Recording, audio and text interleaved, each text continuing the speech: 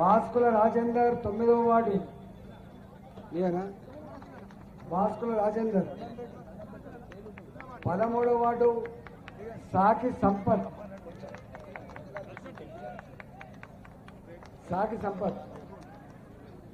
14వ ward Nirmala Madhusudan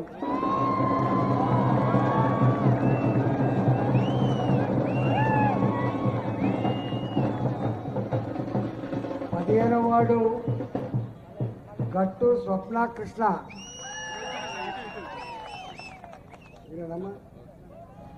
16వ ward Devaraya భాగ్య Kumaraswamy ST మహిళ 17వ ward Gonela Sirisha Chandu 18వ ward పొన్న Rajasekhar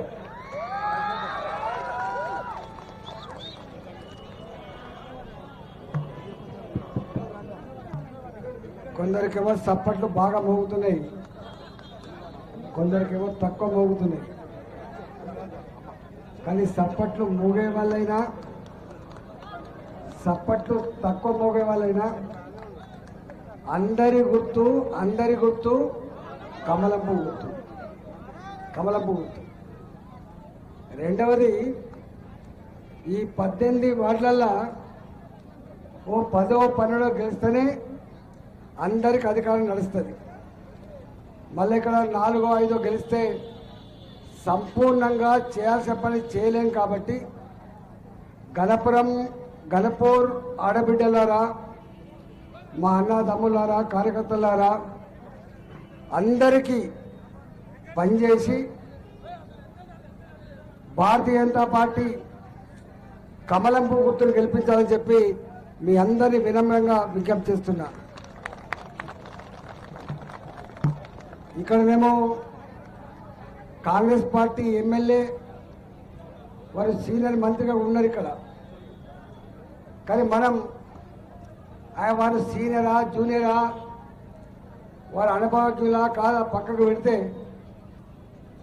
Congress party Revanth Reddy గారు ఎన్నికల ముందు ఏమి హామీలు ఇచ్చిండు, ఎన్నికల తర్వాత ఎన్ని అమలు చేసిండు, దాని మీదనే ఈ ఎన్నికలు జరుగుతున్నాయి.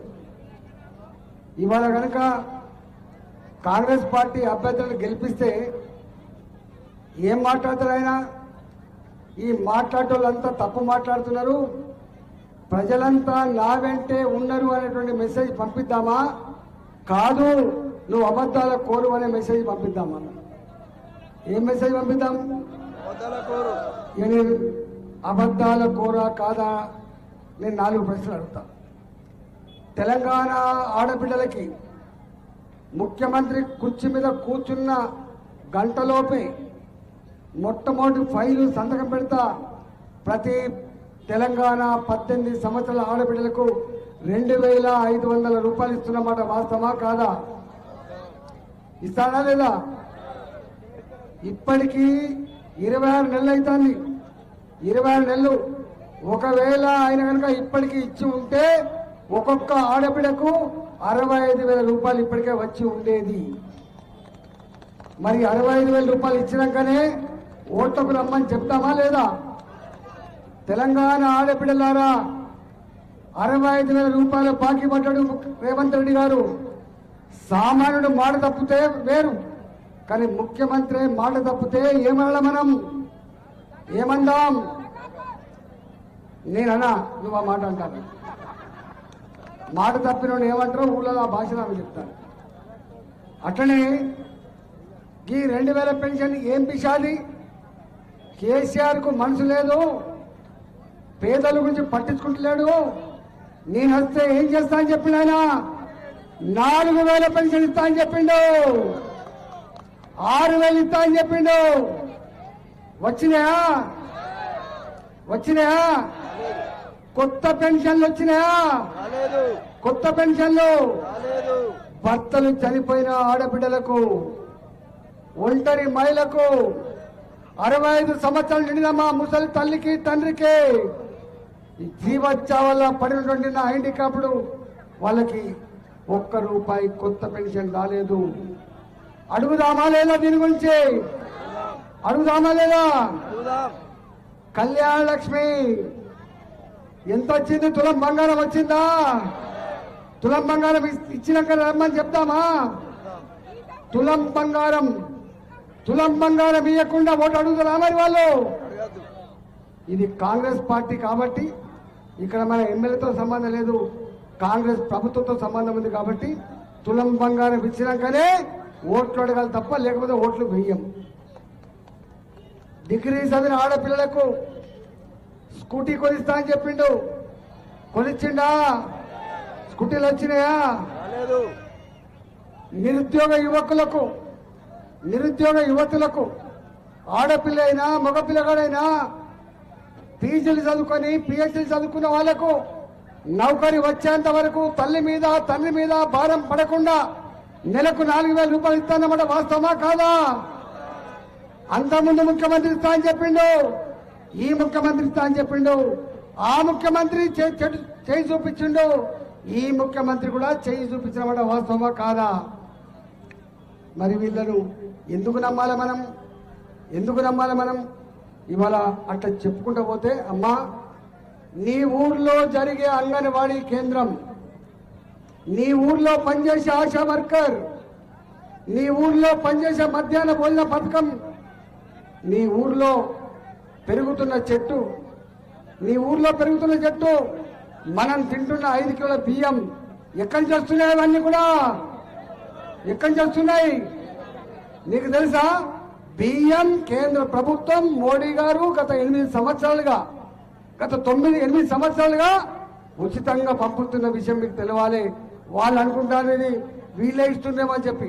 తినే బియ్యం కూడా మోడీ గారే పంపిస్తున్నారు. మీ ఎలిగేటువంటి బల్బులకు current bill 15th finance commission కేంద్ర ప్రభుత్వ నిధులు మాత్రమే. మన మున్సిపాలిటీలో పనిచేసే సఫాయి కార్మికులకు, మన మున్సిపాలిటీలో పనిచేసేటువంటి శానిటేషన్ వర్కర్లకి జీతాలు ఎవరితో తెలుసా? కేంద్ర ప్రభుత్వం ఇస్తుంది.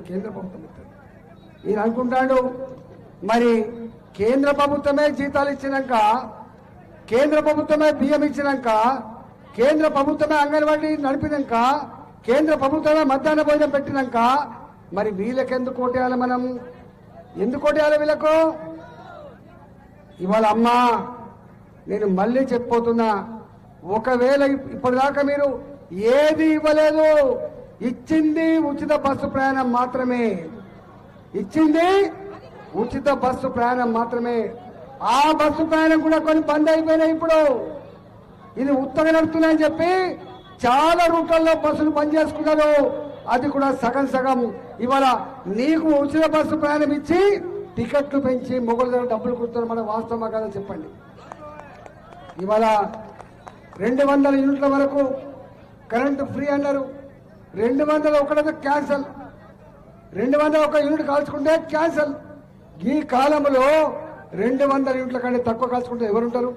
అందుకనే ఇచ్చినట్టే ఇచ్చి గుంజుకున్నాడు రేవంత్ రెడ్డి. ఇవాళ తిరుగుతున్నాడు. వీళ్ళు దొంగలు, వాళ్ళు దొంగలు. ఎవరు దొంగలో ఎవరు దొరలో తేల్చవలసింది ఎవరు తేల్చవలసింది? తెలంగాణ ప్రజలు మాత్రమే తేల్చాలి. గుర్తుపెట్టుకోండి అమ్మా. ఈ గణపురం, ఈ గణపం ఇది బాగుపడాలంటే ఇది ఒక స్మార్ట్ సిటీ కింద, ఇది ఒక అమృత నగరం కింద తెచ్చగలిగే శక్తి సత్తా బీజేపీ కౌన్సిలర్ గా మాత్రమే ఉంటది.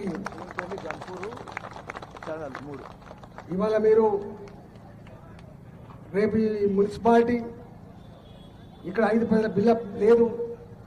చాగల్ అయినా, గన్పూర్ అయినా, శివునిపల్లి అయినా ఇవన్నిట్లో ఇంతో అంతో అభివృద్ధి జరగాలంటే మీరు కమలం పువ్వు గుర్తుకు ఓటేయండి, బీజేపీ అభ్యర్థులు గెలిపించండి. తప్పకుండా దీన్ని బాగు చేస్తామని చెప్పి తెలియజేస్తూ ఈ అవకాశం అందించిన మీ అందరికీ కూడా నమస్కారం చెల్లిస్తున్నా. భారత్ మాతాకి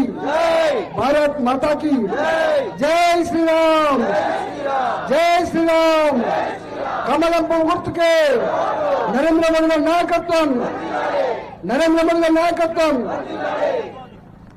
అందరూ ఒకసారి గట్టిగా చేతులు లేబట్టి 2 చేతులు లేబట్టాలి.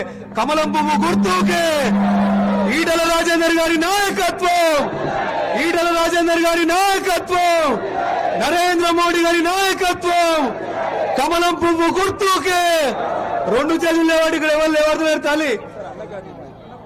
ఈటల రాజేందర్ గారి నాయకత్వం, ఈటల రాజేందర్ గారి నాయకత్వం. కమలం పువ్వు గుర్తుకే, కమలం పువ్వు గుర్తుకే.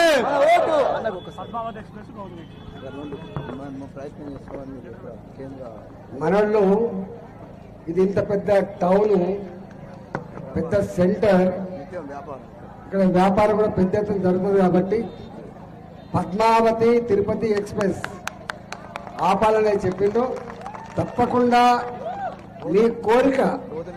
మీ కోరికకి గౌతమి ఎక్స్ప్రెస్ కావచ్చు, పద్మావతి కావచ్చు, రెండింటికి 2 దరఖాస్తు పెట్టి నేను ఇప్పించే ప్రయత్నం చేస్తా అని చెప్పి మీకు హామీ ఇచ్చిపోతున్నా.